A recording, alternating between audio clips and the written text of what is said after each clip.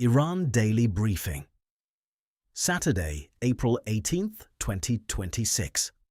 Saturday, Iran's Central Military Command announced it would resume what it called strict management of the Strait of Hormuz, reversing a decision made just days ago to reopen the waterway to commercial shipping. That reversal puts the fragile diplomacy around this conflict under immediate pressure. We'll have the full picture after context. Stay with us. As we've covered this week, the Strait of Hormuz has been at the center of the US-Iran conflict, opened, contested, and now, as of today, closed again under Iranian military authority. The back and forth over the strait tracks closely with the broader negotiating dynamic, moments of apparent progress followed by sharp reversals. Today's episode covers Iran's decision to resume control of the strait, the state of nuclear negotiations, specifically a deepening dispute over enriched uranium, European deliberations over a multinational maritime force, and developments on the diplomatic front involving Pakistan, Turkey, and the foreign ministers of 4 regional powers. We'll also cover a criminal case in London connected to a Persian-language media outlet and an extraordinary claim, reported by a single source, about Iran's supreme leader that this program cannot independently verify. Iran's Strait of Hormuz reversal and what it means for the negotiations. To understand today's announcement, a brief recap of where things stood. As we covered earlier this week, Iran reopened the Strait of Hormuz to commercial shipping, tying that opening to the duration of the Israel-Lebanon ceasefire. Trump welcomed the reopening. He thanked Gulf states for their support.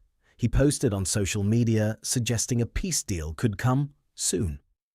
That was the posture as of Friday. Saturday, that changed. France 24 and Middle East Eye both report that Iran's Central Military Command announced it would resume strict management of the strait, reversing the decision to unblock it. The announcement came alongside Iranian accusations that the United States had broken commitments by maintaining a naval blockade on Iranian shipping. France 24 reports Tehran's position that the US blockade constitutes a violation of whatever understanding had been in place. Al Jazeera, in a single-source report, quotes Tehran as describing the US blockade as piracy. Washington's position, as reported by BBC, NPR, France 24, and Al Jazeera, is consistent. The US naval blockade on Iran will continue until a peace deal is finalized. Trump has not indicated the blockade is negotiable as a precondition, only as an outcome. That gap, Tehran demanding the blockade end as part of a process, Washington treating the blockade as leverage until a deal is complete, is the operational fault line right now.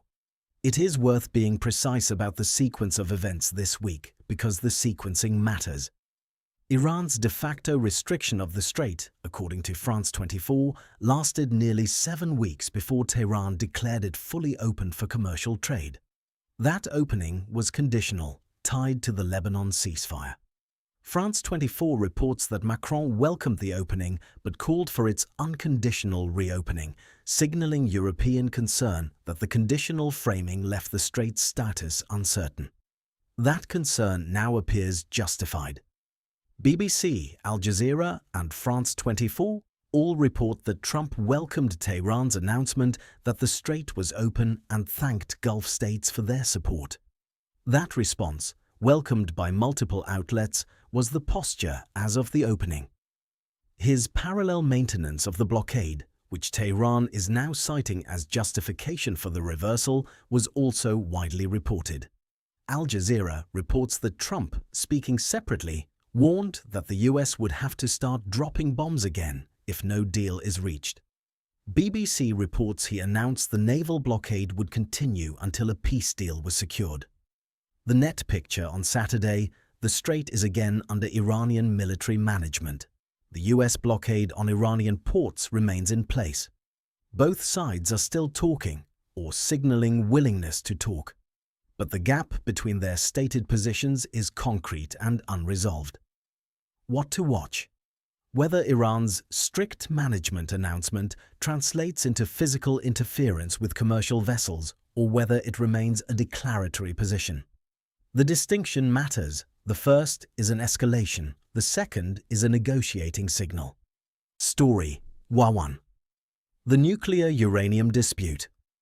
On Thursday, April 17th, globalsecurity.org reported that Trump said the United States and Iran are very close to a deal to end the war. That statement sits in direct tension with a parallel dispute over enriched uranium that hardened this week. Middle East Eye and Iran Wire both report that Trump claimed Iran had agreed to hand over its stockpile of enriched uranium. Iran flatly rejected that characterization.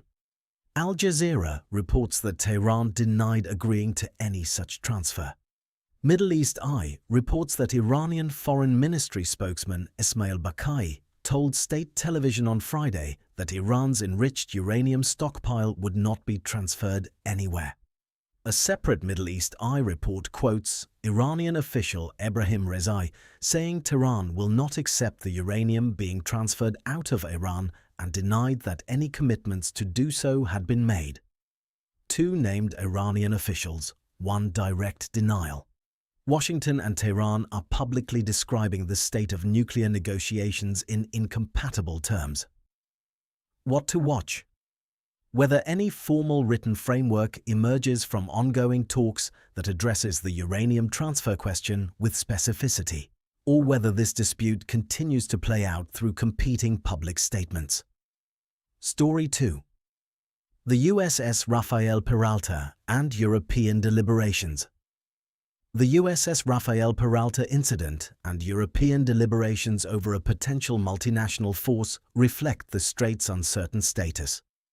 Middle East Eye reports that on April 17th, the guided missile destroyer USS Rafael Peralta directed a merchant vessel to return to an Iranian port as part of enforcing the US blockade.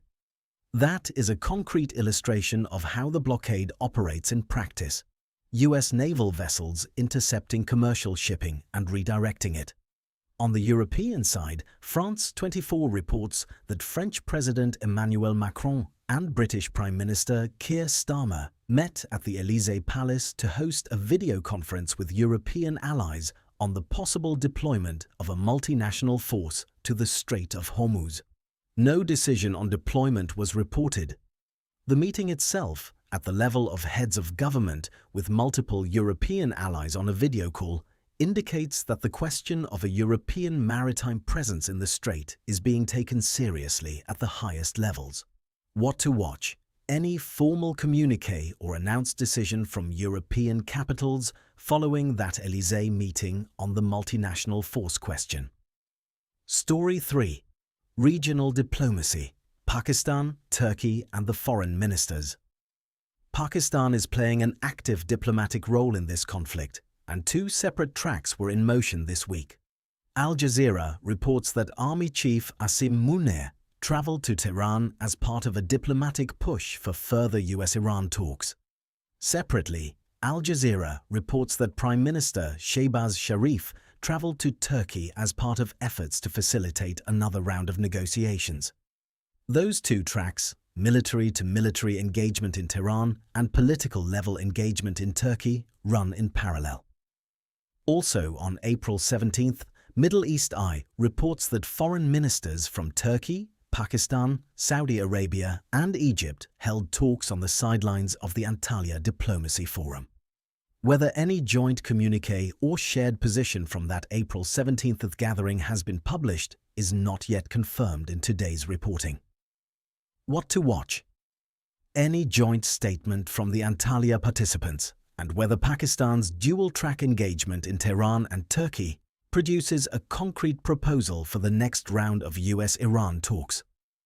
Story 4. London arson charges. British police have charged 3 people in connection with an arson attack at a Persian-language media organisation in northwest London. ABC News reports the defendants as Oisin McGuinness, aged 21, Nathan Dunn, aged 19, and a 16-year-old whose name has not been published. That is reported by ABC News and has not been confirmed through additional sources. What to watch? Court proceedings and whether additional charges or defendants emerge. A note on an extraordinary claim. Middle East Eye, in a single source report, states that pro-regime demonstrations have taken place across Iran on an almost daily basis since Supreme Leader Ali Khamenei was killed on February 28th in US and Israeli strikes. This claim, that Iran's Supreme Leader was killed in strikes on February 28th, would represent one of the most significant events of this conflict. This program is obligated to tell you clearly. It is reported by a single source at low confidence and has not been independently verified by this program. We cannot present it as confirmed fact. We note it because it appeared in our sourcing and because, if true, it would reframe everything else in today's briefing. But responsible journalism requires us to flag its status plainly. We will report further if and when corroboration emerges. Middle East Eye also reports in a separate item that Iranian women brandished rifles during what was described as a sacrificed girls rally in Tehran on April 17th. That report is also single source. We open today with Iran's announcement that it would resume strict management of the Strait of Hormuz. Here is the fuller picture. France 24 and Middle East Eye report that the reversal followed Iranian accusations that the United States had broken commitments by keeping its naval blockade on Iranian ports in place. Iran had reopened the strait conditionally, tied to the Lebanon ceasefire, and Tehran's position is that Washington's continued blockade violated the terms of that arrangement.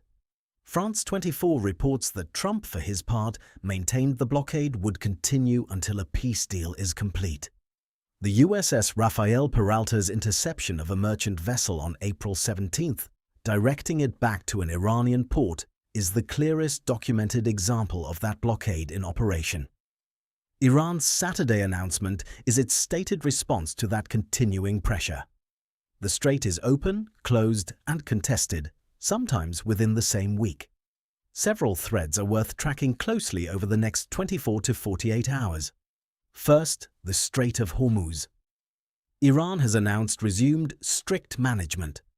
Watch for any report of physical enforcement, vessels turned back, transit interrupted, or confrontations at sea. If the announcement remains declaratory without physical follow-through, it reads differently than if enforcement begins. Second, the uranium dispute. Two named Iranian officials publicly denied any commitment to transfer enriched uranium out of Iran. Trump's claim that such an agreement exists is unresolved. Watch for any formal statement from either side that either confirms or withdraws the original claim. Third, Pakistan's diplomatic activity. Army Chief Asim Munir travelled to Tehran, and Prime Minister Sharif travelled to Turkey. Watch for any readout from those meetings, specifically whether Pakistan has conveyed a concrete proposal or timeline for the next round of US-Iran talks. Fourth, the Antalya Diplomacy Forum. The April 17th meeting of foreign ministers from Turkey, Pakistan, Saudi Arabia, and Egypt has already taken place. Watch for any published joint communiqué or shared position from that gathering. Fifth, the European multinational force question. Macron and Starmer convened European allies by video conference on the possible deployment of a maritime force to the strait. No decision was reported. Watch for any follow-up announcement from European capitals.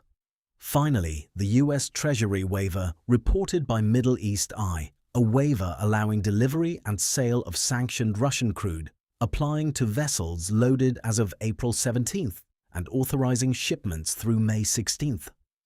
That is a limited but concrete sanctions action worth tracking as the broader negotiations continue.